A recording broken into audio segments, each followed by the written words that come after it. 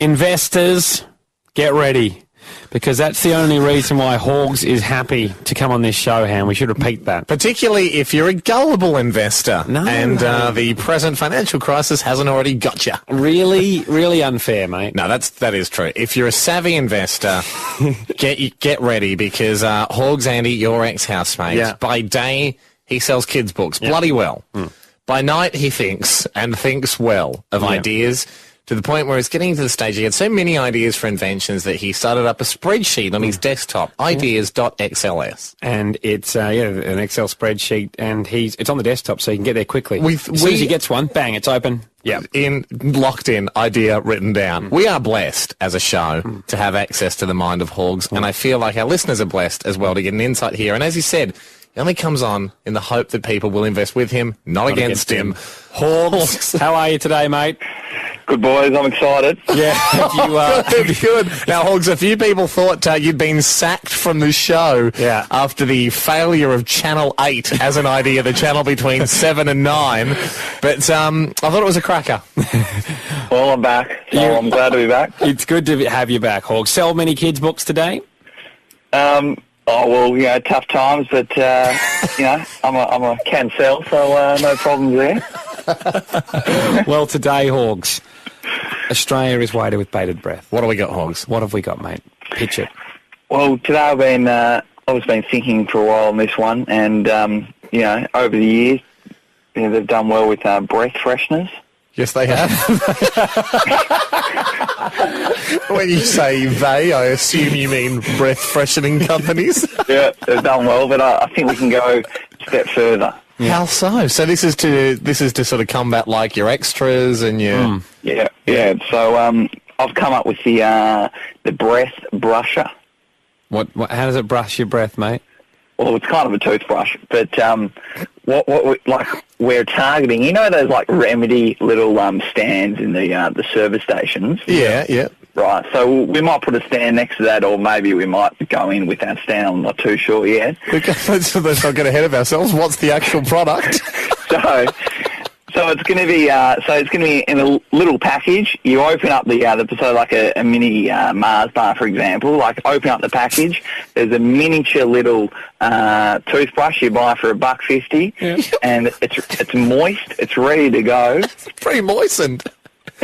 Pre-moisten, scrub away. It's not just it's not mint or anything. You actually scrub away, and then that actual little bit of toothbrush turns into a chewy. So it's an edible toothbrush. Yeah. And then you just got your stick in, you just throw away your stick.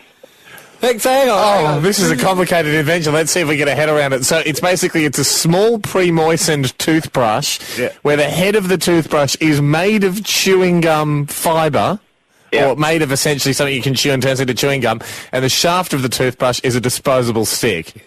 Yeah, so you can chuck that in the bin. And where did you get the price of $1.50 from? Just be a good price to start off with, I think. Horgs, so you want to make a toothbrush out of chewing gum, so the chewing gum you can scrub the teeth with and then eat the chewing gum? It will last about a minute and a half, so you better be quick, yeah. Oh, and that's what the scientists are saying, is it? 13, 10, 60. Well, I'm happy to scrap the chewy if you just want to go we'll just go a miniature toothbrush. No, that's not an invention. That's not an invention, selling miniature pre-moistened toothbrushes at service stations. Oh, we'll throw in a miniature comb while we're at it. They haven't done it moistened yet. But there's lots of products that aren't sold pre-moistened. I don't think we can open up a range just moistening things. Horgs, you've got to stay with the fact that it turns into chewing gum. That's your only point of difference. That's your only competitive advantage. 13, 10, 60. Horgs, did you say at the start of this you've been thinking about this for years? A while. All right. Stick on the line, Horgs. Investors are calling in, mainly probably bewildered people with more questions, and we'll find out more about the toothbrush chewing gum. Toothbrush chewing gum. I don't know. He hasn't even given us a name. He said, did he call it the breath scrubber? The breath scrubber. But that... it's so confusing. Horgs, what's today's in a nutshell for new listeners? It's called the breast brusher. So it's the step up from a chewy. So it's a disposable toothbrush pretty much. So you just brush away for about a minute or so, and then it turns into chewing gum. And it's all those times when you need to brush your teeth and you've forgotten to do it in the morning. But Horgs, I love the fact you're also glossing over the most scientifically ambiguous part, which is you brush your teeth from and it just turns into chewing gum. Is there any do you know of any technology that could make this happen? Yeah, we'll get to that. We just need some investors, and we'll go from there. But I did a quick survey today, just for 10 people at work and so on, just to see how many times they'd use it a year. It came out to an average of 2. So for the first year, sales will be about 40 million.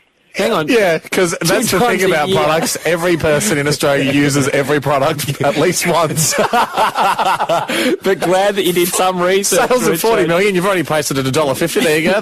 What are we talking? 60 mil. Kate joins us. You've got an idea how you could fix this one, Kate.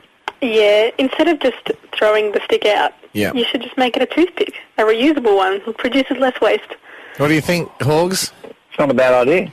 So I know. That's compared to your actual idea, which is a bad idea. Thank you, Kate. Good one from Kate. So now we've got the head of the brush, which is that magically turns into chewing gum after you brush for a little bit, and then once you've finished chewing that, it's a bit of a toothpick as well, which is the stick. Sean on 131060. Hello, boys. Yeah, good. Hello, Sean. You got a question for Horgs? Mate, I was just picturing myself walking into a service station, mate, and I'm seeing a $1.50 disposable toothbrush that's going to give me one hit of fresh breath, or I'm seeing a bucket of chewing gum, like the extra sort of stuff, for $2. I can have maybe, let's say, 50 hits of fresh breath, and I'm wondering what would probably possess me to spend $1.50 for yours when I could get a whole bunch more for $2. Horgs? Well, Sean, I've never seen a packet of extra have 50 chewies in it, but I hear what you're saying. Mate. They're out there. You can get tubs now, Horgs. Yeah, right.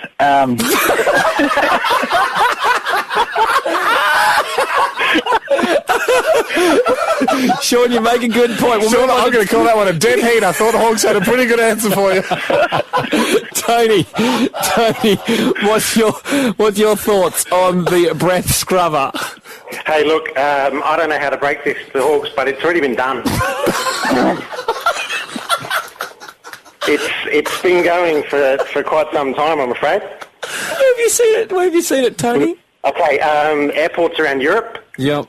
In little vending machines, and also welcome break servos all the way through the UK.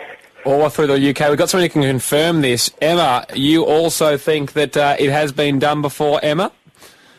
Yeah, it's already been done before. It's all over England, Europe, everywhere over there. And how does it work? Do you put this thing in your mouth and chew it, and the toothpaste becomes... Is this the chewable toothbrush? Yeah, it's a chewable toothbrush. Yeah, it's like a bouncy ball thing. Yeah, I've used one too, Horgs. What, you thought it was a stupid idea and you've actually bought it before? He's got you there. No, it's a chewable toothbrush, Horg, so it doesn't magically turn into chewing gum. It stays plastic, but essentially it does the same thing. It gives you a minty hit, and it can clean your teeth.